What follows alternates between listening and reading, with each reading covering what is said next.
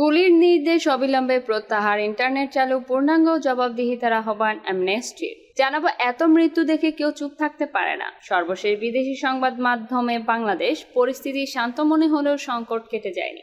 দেশ বিদেশের সকল খবর সবার আগে জানতে চ্যানেলটি সাবস্ক্রাইব করে রাখুন। এবার বিস্তারিত।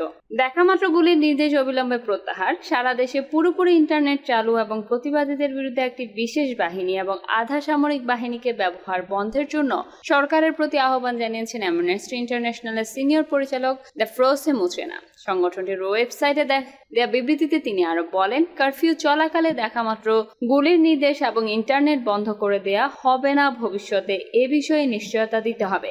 একই সঙ্গে তিনি নিরাপত্তা রক্ষাকারীদের হাতে সব রকম মানবাধিকার লঙ্ঘনের অভিযোগ নিরপেক্ষভাবে এবং পক্ষপাতিত্বহীনভাবে তদন্তের আহ্বান জানিয়েছেন। বলেছেন, এর জন্য যারা দায়ী হবেন তাদেরকে জরুরি ভিত্তিতে পূর্ণাঙ্গ জবাবদিহিতায় আনতে হবে। 25শে জুলাই দেয়া বিবৃতিতে আরো বলা হয়, সংগঠনটি বাংলাদেশে কোটা সংস্কারের আন্দোলনকে কেন্দ্র করে সহিংসতার বিশ্লেষণ করেছে। এতে আরো বলা হয়, বাংলাদেশ সরকার কোটা বিরোধী আন্দোলন দমনে সাধারণ শিক্ষার্থীদের উপর বেআইনিভাবে শক্তি প্রয়োগ অব্যাহত রেখেছে। প্রায় 6 দিন সরকার ইন্টারনেট সেবা বন্ধ রেখে গোটা দেশের যোগাযোগ ব্যবস্থার উপর বিধিনিষেধ আরোপ করেছে বলেও উল্লেখ করেছে অ্যামনেস্টি। কোটা সংস্কার আন্দোলনকে কেন্দ্র করে যে পরিস্থিতি সৃষ্টি হয়েছে তা বিশ্লেষণ করেছে আন্তর্জাতিক ও মানবাধিকার সংগঠন। বিভিন্ন ভিডিও ও ছবির মাধ্যমে দেশের ক্রমবর্ধমান পরিস্থিতি পর্যবেক্ষণের কথা জানিয়েছে তারা। সংস্থাটির ক্রাইসিস এভিডেন্স ল্যাব বিক্ষোভ দমনের সময় আইন প্রয়োগকারী সংস্থার প্রাণঘাতী অস্ত্র বেআইনি ব্যবহারের 3টি ঘটনার ভিডিও যাচাই করেছে। এসব যাচাই বাছাইয়ের পর অ্যামনেস্টি তাদের প্রতিক্রিয়া জানিয়েছে। সংগঠন বাংলাদেশ পুলিশের বিরুদ্ধে আন্দোলন দমনে বেআইনিভাবে প্রাণঘাতী অস্ত্র ব্যবহারের অভিযোগ করেছে। বিবৃতিতে অ্যামনেস্টি ইন্টারন্যাশনালের সিনিয়র পরিচালক মুচেনা আরো বলেন, কয়েকদিনে বাংলাদেশ থেকে যেসব ভিডিও এবং ছবি সংগ্রহ করা হয়েছে তাতে ক্রমাগত ভয়াবহ চিত্র ফুটে উঠেছে। বাংলাদেশ সরকার এবং র্যাপিড অ্যাকশন ব্যাটালিয়নের অতীত মানবাধিকার রেকর্ড ভয়াবহ উল্লেখ করে মুচেনা বলেন, বিক্ষোভ দমনে পুলিশ মোতায়েন করা হয়েছে। এছাড়া যোগাযোগ ব্যবস্থার উপর বিধিনিষেধ আরোপ করে এবং ইন্টারনেট বন্ধ করে আন্তর্জাতিক পর্যবেক্ষণের অনুপস্থিতিতে বিক্ষোভকারীদের অধিকার সংকুচিত করা হয়েছে। চলে যাচ্ছি পরের সংবাদে। কোটা সংস্কার আন্দোলনকে কেন্দ্র দেশব্যাপী ছাত্র জনতা হত্যা, মিথ্যা মামলা ও নির্বিচারে গ্রেফতার ঘটনায় নিন্দা ও প্রতিবাদ জানিয়েছে সাংস্কৃতিক ও সামাজিক সংগঠনগুলো।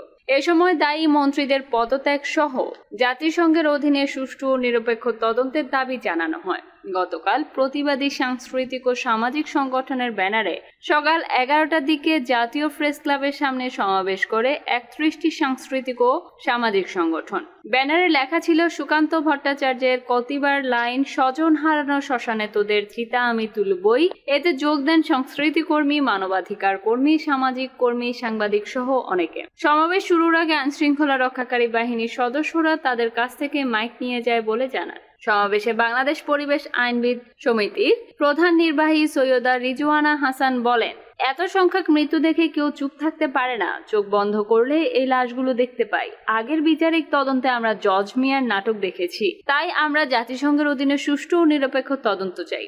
এই সময় তিনি মন্ত্রীদের দায়ী পদত্যাগ, ক্যাম্পাসে নোংরা রাজনীতি বন্ধ ও শিক্ষার্থীদের নিরাপত্তা নিশ্চিত করে অবিলম্বে শিক্ষা প্রতিষ্ঠান খুলে দেওয়ার দাবি জানান। সমাবেশে দৈনিক সমকালের উপদেষ্টা সম্পাদক আবু সাইদ খান বলেন, কোটা সংস্কার আন্দোলন ছিল ন্যায়সঙ্গত।